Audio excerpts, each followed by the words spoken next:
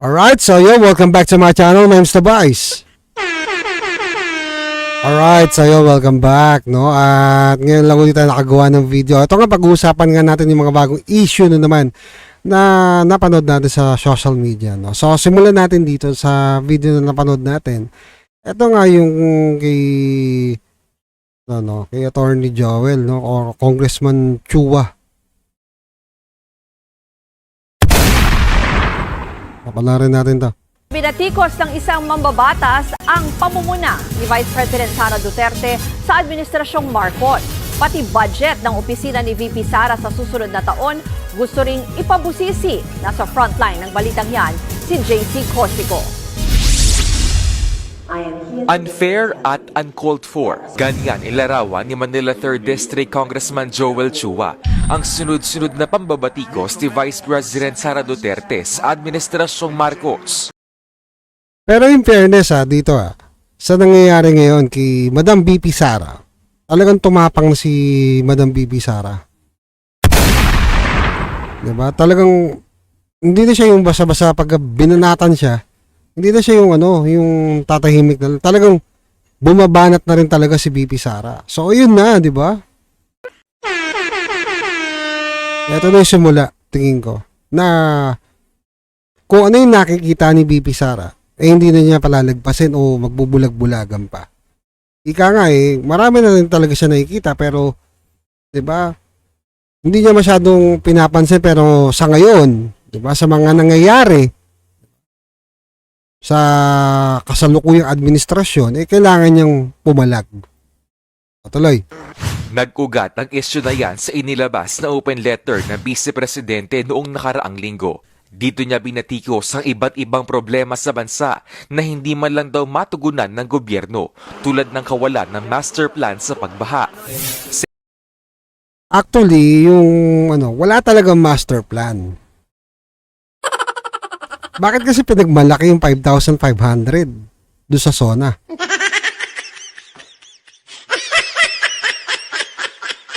Hindi, di ba binanggit siya sa zona 5,500 na flood control. Pero nung dumaan yung Karina, yun.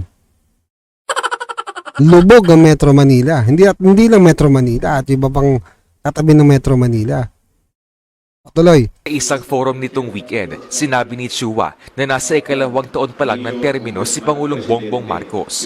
Kaya kung resibo raw ang gustong makita ni VP Sara,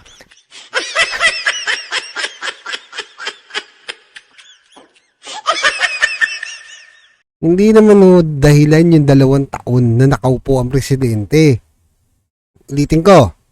Noong panahon ni former President PRRD, ni Tatay Digong, diba nakita nyo naman, pag-upo, gumalaw kagad. Inaayos niya muna yung gabinete niya. Nung inaayos yung gabinete niya, dire-diretso na yun. Ayun na, nagtrabaho na lahat. Diba? Isang example yun. Pangalawa, kay Yorme Isko. Nung pag-upo ni Mayor Isko, bakit ko binabanggit? Kasi nandito rin sa video to, yung patungkol kay Mayor Isko. So tatalakayin din natin yan. Diba? Pag-upo ni Mayor Isko, ni Yorme, nagtrabaho agad yung mama. Diba? So yun yung bagay na hindi dahilan yung 2 taon.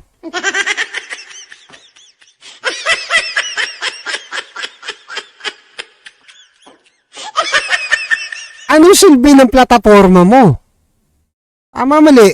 Nung nangangampanya ka, anong silbi ng plataforma? Kung aasa ka na, sasabihin mo wala pang 2 taon. Ibig sabihin, meron kang plataforma, meron ka nang nakaplano. Pagka nanalo ka, ito kagad yung gagawin ko. Ito kagad yung dapat kong gawin. Diba? Ito yung plano natin dyan. O, ito, gagawin natin to.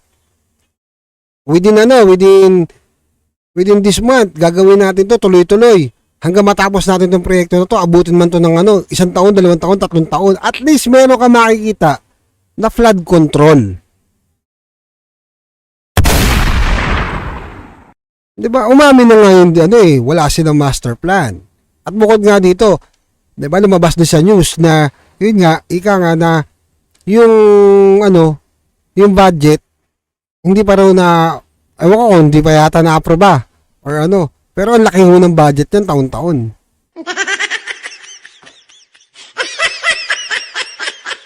Diyos mio santissima. O tuloy. Mas mainam daw na singilin niya muna ang kanyang amang si dating Pangulong Rodrigo Duterte na 6 na taong naupo bago pa si Marcos. Kung yung sinasabi po niya na dapat sinunod yung master plan tungkol po dito sa flood control, di sana po nung panahon po nung kanyang ama, nung administrasyon po nung kanyang ama, di dapat sila po yung unang sumunod. Tingin ni Chua, gusto lang ilihis ng Vice Presidente ang atensyon ng publiko para hindi batikusin ang pag-alis niya patungong Germany.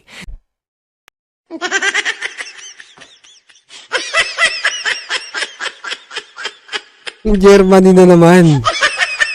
Ang laki talagang big deal ng Germany na yan, no? Yung pagpunta sa Germany na yan.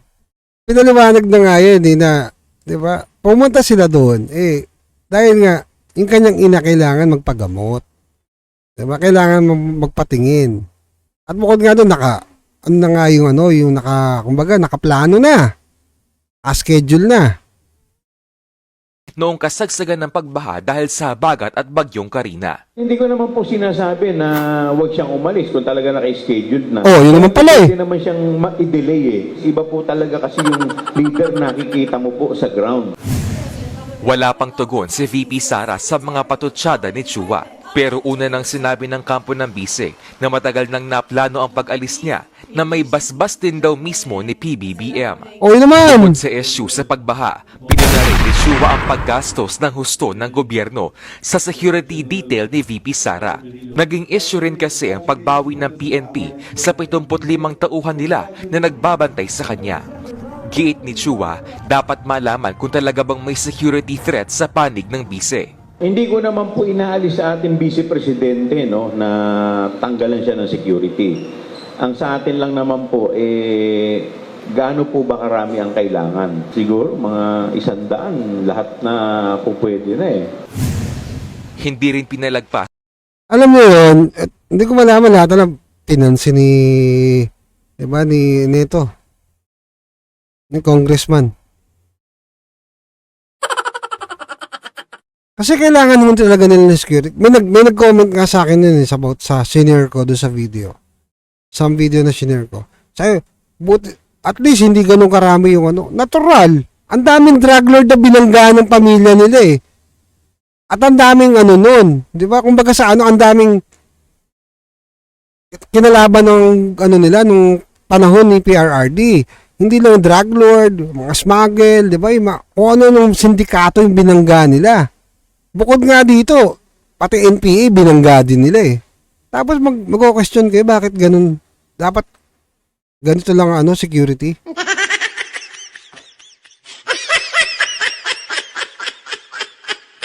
Tandaan nyo mga kababayan walang presidente o pamilya, 'di ba, na nakaupo sa gobyerno na naglakas ng loob para banggain yung malalaking sindikato. Pangalawa, 'di ba? Kung titignan nyo yung sitwasyon ni Pangulong Duterte nung siya ay nanunungkulan, hindi lang yung mga illegal ang inano niya, kundi pati yung mga nasa gobyerno na gumagawa ng kamalian. 'Di ba one time may video nga si PRRD pinagagalitan niya yung mga pulis. Kaya na nga tinaas yung sahod nun kasi ayaw niya na i-involve. Pero mantakin nyo ito mga nakaraan, hindi naman natin pagsisinungalingan. Maraming pulis, may mga pulis na nai-involve. Hindi natin nila lahat. Pero may mga pulis na nawala yung takot na. Nung wala na si Pangulong Duterte. Diba? ni Chua ang mas malaking proposed budget na OVP sa 2025 na mahigit 2 billion pesos na. Common courtesy taon-taon sa Kamara na hindi na masyadong binubusisi ang budget ng Vice Presidente. This time po siguro dapat, tignan din natin, malaman po natin talaga kung saan napupunta itong budget. Wala namang problema yun kung gusto nilang busisi kung saan napupunta. Basta lahat kumpleto ng dokumento at may resibo. Ika nga di ba? Naisubmit na sa COA na napag-aralan na nila, di ba? Doon pa lang papalag na agad yung COA. Di ba? Kung may mali. Sa kabila nito, nilinaw naman ni Chua na wala siyang personal na galit kay VP Sara. Bukod sa bise, nagpahayag din ng pagkadismaya ang mambabatas. Ay, nako. Wala siyang personal na galit sa Vice Presidente. Pero, alos sunod-sunod yung banat niya. Ito ngayon, binabanata naman niya ngayon si Isko. Hindi natin malaman yung sitwasyon eh. Diba? Kung titignan nyo, yung angulo, ako napapansin ko lang naman. Komento ko lang to, diba? Bilang isang commentator, political commentator. Pagka hindi ka nakadikit sa gobyerno, babanatan ka nila. Nandyan yung iba't ibang galawan na makakaliwa, ng mga ano. Pansin nyo, amaya, meron pa tayo isang video na tatalakayin din. Patuloy. Sa kaalyado niya na si dating Manila Mayor Isko Moreno.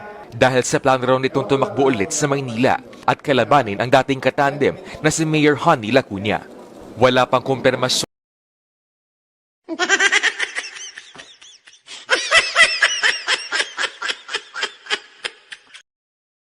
Alam nyo, pati yung pagtakbo ni Isko,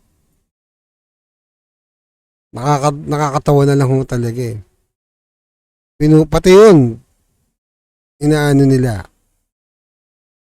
Tuloy. Si Moreno kung may balak nga siyang tumakbo o hindi. Pero banat ni Chua, pakiramdam nila'y natraidor sila. Lalo pat paulit-ulit na sinabi raw ni Moreno noon na hindi nito kakalabanin si Mayor Lacuna sa pagkaalkalde. Wala pa namang pahayag si Moreno tungkol dito. Nagbabalita mula sa Frontline, JC Cosico, News 5.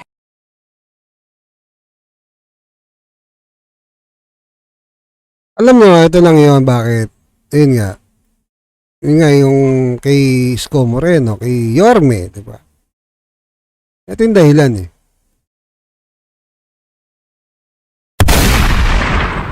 Ang taas ng rating ng mama. Di ba, ni Yorme? Napakataas ng rating nung mama. So, mapapansin ninyo, sa pagka-mayor, mataas ang rating ni Yorme.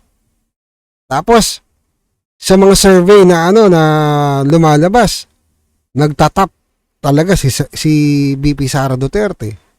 Kung sino yung mga nagtatap, yun yung binabato ng binabato. Diba? Kasi hindi mo naman babato yun. Tignan nyo naman yung ang layo. 74%. At kahit umikot kayo sa buong Metro Manila, tignan nyo yung sitwasyon na mga gustong tumakbo sa pagka-alkalde.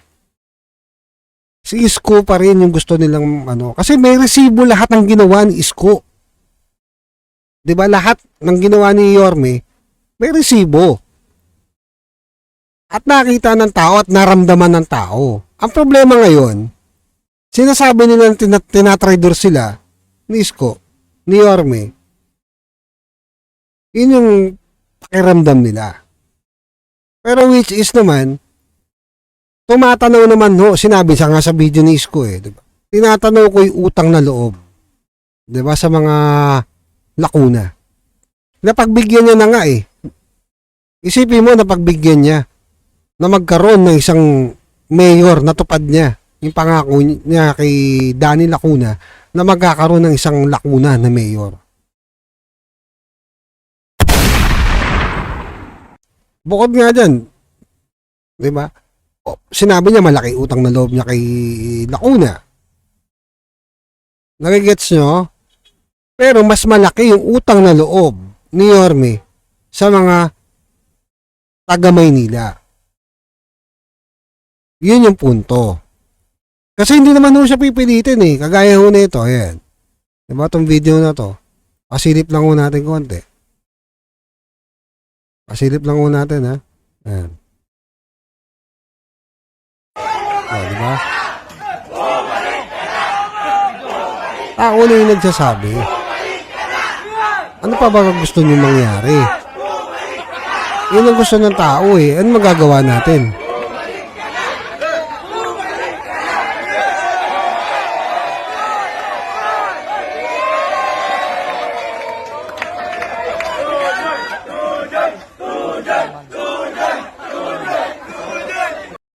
Yun yung bagay na hinihingi ng taong bayan sa Maynila na bumalik na siya bilang alkalde ng Maynila. So hindi naman natin sinasabi na hindi maganda rin maging mayor si Lacuna. Wala tayong sinasabing ganon. Okay naman din si Lacuna na naging mayor. Actually may mga nagawa naman din si Lacuna noon. Diba? Noong time ni Yorme. Kasi hindi naman ho talaga may pupush yung proyekto kung wala rin yung approval ng vice mayor. Yun yung punto. So sana nagigets nyo, pero lahat ng nagawa ni Yorme Isko, di ba? Yung nagawa ni Yorme Isko nung time na yun, idea, lahat yun. Ika nga ni Lacuna ni Mayor sabi niya napaka-bright idea talaga ni Isko. Yun yun. So ayun, di ba? Mapapansin ninyo kung sino pa yung mga talagang malalakas, di ba? Sa survey, sila pa yung actually hindi naman tatakbo, malayo pa yung 2028 kung tutusin. Pero grabe na yung banat kay VP Sara. Ngayon, ang binabanata na si Isko. Grabe yan. Alright, ito naman yung sa yung sa Kamara. Papanarin natin. Tumanggi ang Commission on Audit na ispubliko ang resulta ng kanilang audit report tungkol sa kontrobersyal na confidential funds ng Office of the Vice President at DepEd sa ilalim ni Vice President Sara Duterte. Kaya ang mga mambabatas maghahain daw ng motion para ilabas ang COA findings. Nasa frontline ng balitang yan si Mark. Dito ka lang makakita na sinasabi na confidential pero kailangan gusto din nila makita. Confidential Enriquez. Sa pagsalang ng budget ng Commission on Audit sa House Committee on Appropriations, naging sentro ang issue sa confidential funds ng Office of the Vice President at Department of Education noong nakaupo pa si Vice President Sara Duterte. Ayon sa COA, nakapagsumite na ng liquidation reports ang OVP at DepEd. Yun naman pala nakapagsumite na may karapatan bumusisi nun, yung COA na. Hindi na sila. Di ba? Meron na rin daw audit findings ang ahensya. Yun nga lang, Because of the nature po of the Okay. funds which is confidential, so ano po yun, hindi po namin madidisclose. pero git ni ACT Teachers Party List Representative Franz Castro, interesado ang taong bayan kung paano ginastos ang pondo. Kaya nagmosyon ng kongresista para ilabas ng COA ang mga Ay, nako, interesado daw ang taong bayan. Kung titignan yung sitwasyon, di ba? Wala naman interesado. Ang may interesado lang naman, yan, si Franz Castro, tsaka yung di ba, amo nila.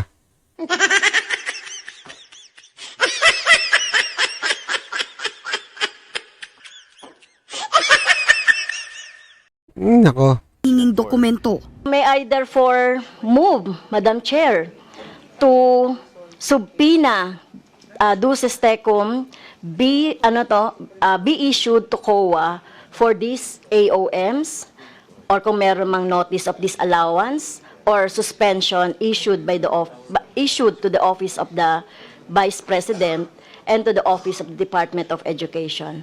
I so move, Madam Chair. Matatanda ang naging kontrobersyal ang 125 million pesos na confidential funds ng OVP noong 2022 na wala naman sa General Appropriations Act. Kaduda-duda raw ang paglilipat ng mga pondo mula sa contingent fund ng Pangulo. Habang noong 2023 gaan naman, Alam mo ang problema dito, di ba? Paglilipat ng pondo. So, ibig sabihin, pumayag ang Pangulo.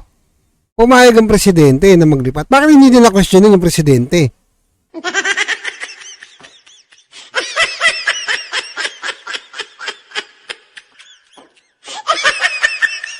Tapos ang sinisilip lang nila yung confidential funds ni BP Inday, ni BP Sara.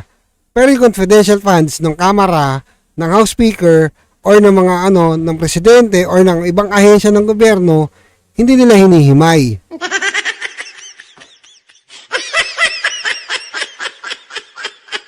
Hindi nila inaano ha. Ang target po talaga nila diretso yung sa OBP. 'Di ba? Yung budget, 'di ba, ng nung time na secretary si BP Inday ng 'di ba? Education. Tuloy. Binigyan ng 500 million pesos na confidential funds ang OVP. Sa parehong taon, pinaglaanan din ng 150 million pesos na confidential funds ang DepEd. Pero paulit-ulit nilinaw ng COA na hindi nila maaaring sabihin ang detalye ng audit findings. Dahil dyan, nagbabala si Gabriela Partiles Representative Arlene Brosas na Confidential nga eh. Tinatakot pa yung taga-COA. Tuloy.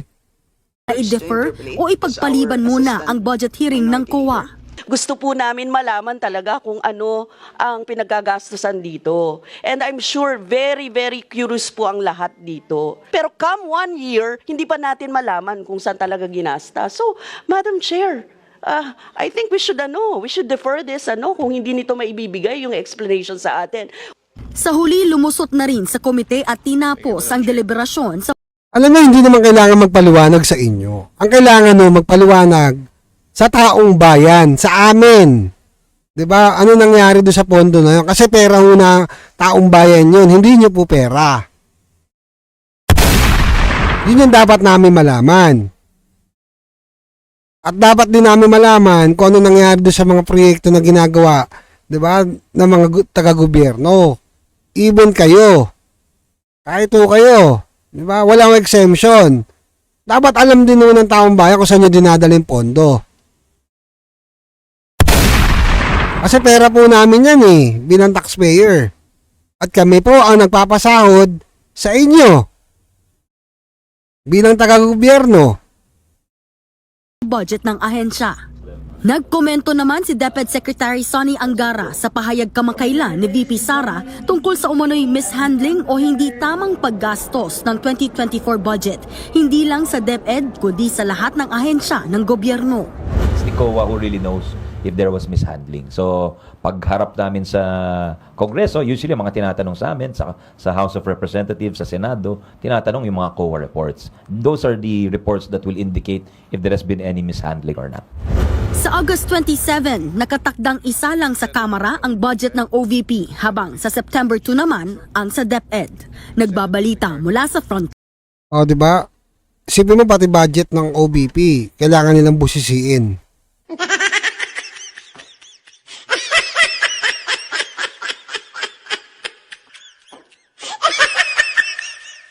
Di ba napansin nyo, yung OVP, budget of the Office of the Vice President, tsaka yung naging budget ng DepEd.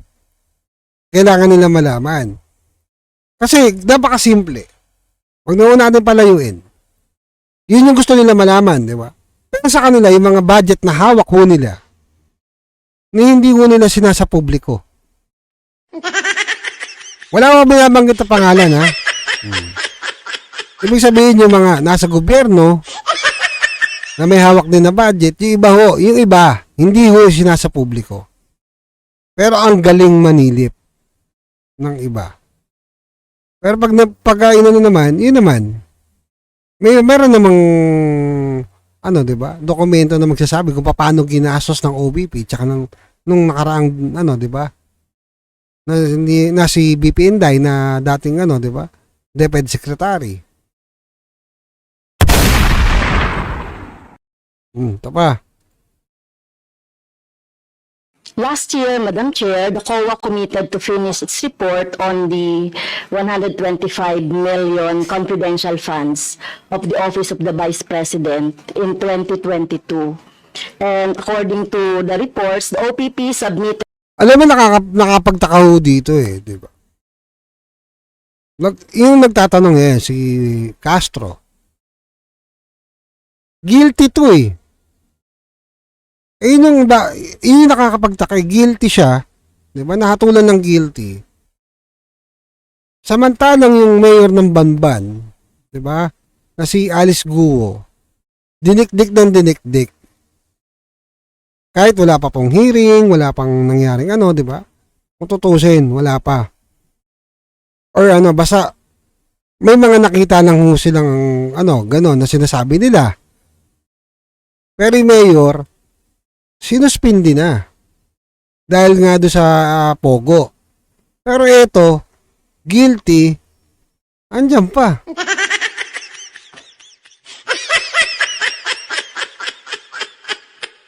Asa ng ano? Di ba? Titignan nyo, guilty. Inatulang guilty, tapos nandiyan. Child abuse ha, ang kaso. Wala ho tayong ginagawang kwento. Diba? Yun yung kaso sa kanya, child abuse. Kahit siya mismo nanggaling sa bibig niya, gusto niya umapila sa mataas sa korte. Pero nakakapagtaka ho itong gobyerno natin, guilty, pero nandiyan pa.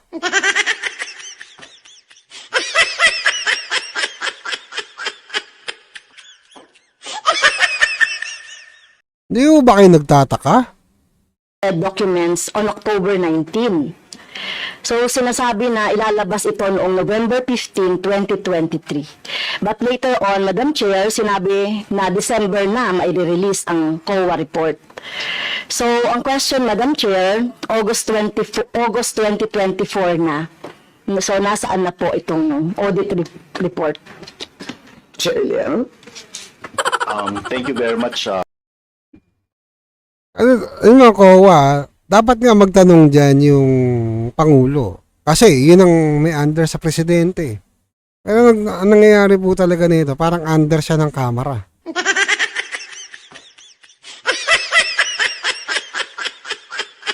Hindi, yun yung napapansin natin. Madam Chair, thank you very much, Congresswoman Castro, for the question. Actually po, the Office of the Vice President have already submitted po the liquidation report, and meron na po kaming audit actions on the liquidation report that were submitted by the Office of the Vice President for the CF for calendar year 2022 po. O yun, meron na sinubmit. So, meron na po kayong findings on the report? Yes po, we already have audit actions po and findings on the liquidation report submitted to us by the Office of the Vice President. Okay. So, syempre, hindi pwedeng sabihin dito, no? Yung kung ano man yung audit findings. No? Yes. Pwede bang sabihin? Confidential nga eh. Because of the nature po of the Okay. funds which is confidential, so ano po yun, hindi po namin madidisclose. Okay, later na lang. So, moving on to another confidential funds. Noong 2023 po, merong confidential funds din yung DepEd, which is 150 million. So, meron na rin po bang report ito? O na-liquidate na ba itong pondo na to? The DepEd po has already submitted the liquidation report, and meron na rin pong audit action ang aming office on this Okay. matter po.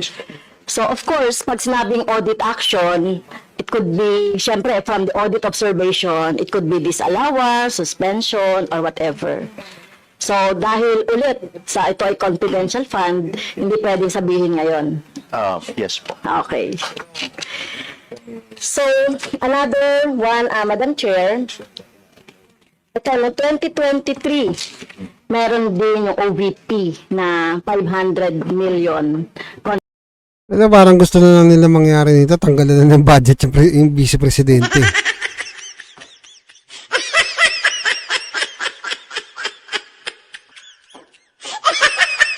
Pero yung dami ng gastos ng mga politiko, na iba na namimigay, na kung ano-ano, diba, sabi nga natin, di ba? Ang dami namimigay na politiko ngayon kasi mag-i-election. At ang ginagamit, yung pera ng taong bayan at galing sa ibang ahensya, inililipat lang din. Hindi ko yun question.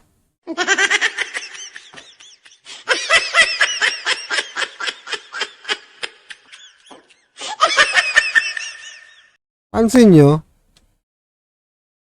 yun yung masakit doon eh. Kasi, ang binibira mo talaga ngayon, si VP Inday Sara. Halos lahat nagtutulong-tulong na para magiba yung ali. Ano yung kumakalat din na balita na gusto nga daw talaga ma-impeach si VP Inday Sara. Ito pagka ginawa nila yan, magkakaalaman to talaga. Lalabas at lalabas ang taong bayan na sumusuporta talaga sa Duterte.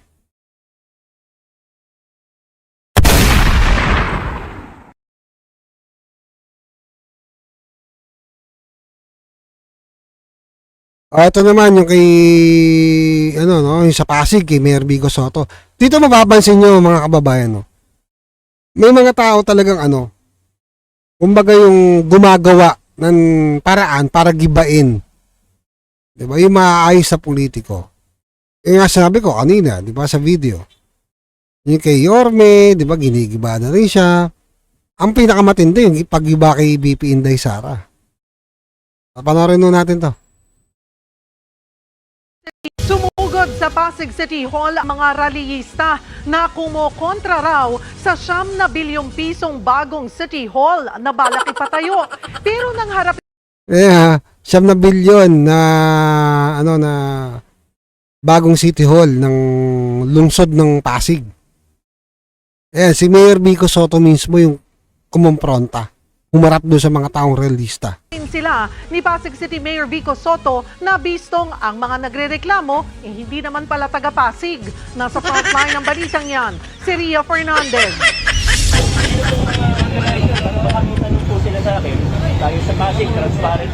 Kinompronta ni Pasig Mayor Vico Soto ang mga nagprotesta kahapon sa harap ng Pasig City Hall. Ang inirereklamo ng mga rallyista ay ang planong pagtatayo ng bagong City Hall na nagkakahalaga ng 9 bilyong piso.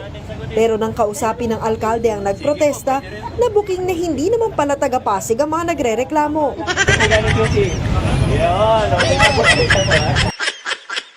Biruin mo yun, taga-QC Caloocan, nakarating ka dyan. Ang tindi ng mga to, no? Gumawa talaga ng mga dahilan. Yun yung mga galawan talaga na mga bulok na sistema sa gobyerno. Para sirain yung mga tao na maayos na nagtatrabaho. Tuloy! QC, taas kamay! QC! QC! Mga QC po sila. Sa kabila niyan, Proud pa sila, di ba? bukas daw si Mayor Vico na sagutin ang mga tanong ng mga nagprotesta. Tama lang po na magtanong ang mamamayan. Pero, wag po sana na dahil sa masamang politika. Yun nga lang, nauwi lang ito sa tila meet and greet sa alkalde. Lahat ng kontakto natin, pwede natin sagutin. Kahit ang tanong po, pwede natin sagutin. Pwede mo mapapicture? Sige po, pwede rin. Napunta sa meet and greet. Hinakot lang ang mga rallyista pero walang binanggit na pangalan si Mayor Vico kung sino ang nasa likod nito. Mismong ang mga rallyista naman, umaming hindi nila alam kung bakit sila nasa Pasig. Pero yun yung mga realista na yan, di ba? Wala na ako talaga naniniwala sa mga nagrarally na yan eh. Diba? Yung mga nagrarally, di ba? Yung mga gumagawa-gawa ng ganyan. Depende ho sa sa ipinaglalaban. Diba? Meron kasing, di ba, may mga rally ho talaga, gaya ng Maisog. Yung Maisog po talaga mga diehard supporter po talaga. At ang pinaglalaban ho ng mga tao doon, di ba, sa grupo ng Maisog, yung kapakanan ng taong bayan. Hindi ko kagaya nito mga to, di ba, na hinakot kung saan.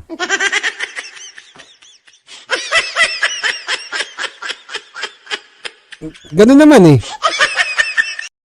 Tinatrabaho talaga nila. Tapos sasabihin nila,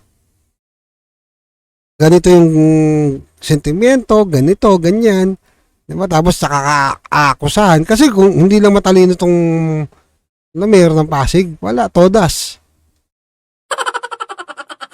Okay mo, si Vico mismo yung humarap, si Mayor Vico. Diba? Hindi nyo alam ba't kayo nandito? Hindi naman wala kaming idea ng promise. Tapos sinabi, pupunta lang daw kami dito. Marami talaga yung Mayor. Hindi daw nila alam bakit daw sila nandun. Ako alam po ba't kayo nandyan. Kasi may bayad. Hindi makibubunta dyan eh. Walang bayad. Meron lang ganyan, nagpagalaw. Nga, maglokohan. Tawag ni Mayor Vico na dirty tactics ang nangyari. Tingin niya, isang political group ang nasa likod ng paghahakot ng mga tao. Totoo yan. Una nang naghain ng reklamo sa ombudsman ng isang residente sa Pasig laban kay Mayor Vico dahil sa umano'y bilyon-bilyong pisong budget para sa bagong gusali. Depensa ng alkalde, isa sa publiko ang detalye ng gastos sa new City Hall kapag na-finalize na. O, yun naman pala eh. Kasi kailangan mo talaga sa publiko yung ginamit na pera. Diba? Doon sa pagpapatayo ng City Hall, ng bagong City Hall ng Pasig. Hindi yung kagaya ng Senate Building na ganito kalaki yung budget na marami po tayong nagulat. Tapos nanganganak pa na nanganganak.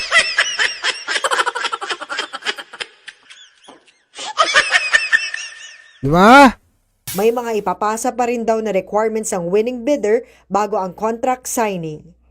Wala pa palang bidder. Mula sa frontline, Ria Fernandez.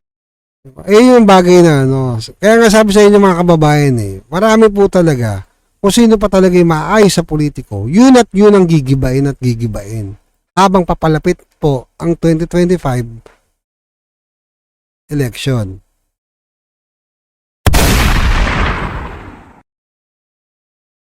O eto naman yung gusto isulong ni Congressman Paulo Duterte. Narinig natin to.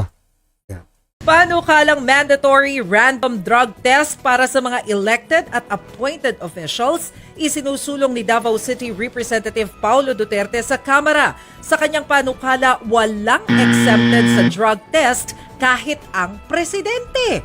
Habang sa Senador Bato de la Rosa naman, iminungkahi na magpasa ng batas na magbabawal sa gobyerno na makipag-cooperate sa... Ito, di ba? Dapat po talaga may random drug test sa lahat na nasa gobyerno. Meron dapat talaga. Kasi sa trabaho nga kami magtatrabaho. Bibigyan ka ng requirements. Babayaran namin yung requirements. Siyempre, pag binayaran namin yun, sa mapupunta yung binayad namin. Meron din siyempre sa gobyerno. Drug test yun, kasama ho yun sa requirement. Ngayon, ito mga nasa gobyerno, kailangan din yun dapat yan. Para maging fair, di ba? Kasi nasa gobyerno ho kayo, pinapasweldo kayo ng pera ng taong bayan, tapos ayaw nyo magpa-drug test. Ano yun? Drug test. International Criminal Court o ICC. Pero muling paglilinaw niya, hindi raw sila takot ni dating Pangulong Rodrigo Duterte sa ICC. Yun naman po talaga dapat. 'Di ba? Magkaroon ho ng random drug test. Hindi lang ho yan sa mga taong nasa gobyerno nagtatrabaho. Kundi dapat majority sa lahat yan Kasi naghahanap buhay ho kayo sa gobyerno tapos na positive.